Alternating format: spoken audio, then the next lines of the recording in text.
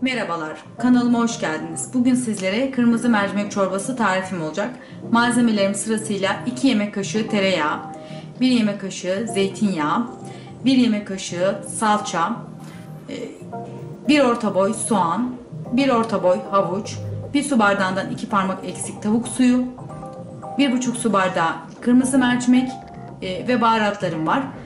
2 tatlı kaşığı tuz, 1 çay kaşığı karabiber, 1 çay kaşığı kırmızı pulbiber, 1 çay kaşığı kırmızı tatlı toz biber ve üzeri için nane kullanacağız. Yapacak, deneyecek olan herkese şimdiden afiyet olsun. Kanalıma abone olmayı unutmayın lütfen. Sağlıkla kalın, esenlikle kalın.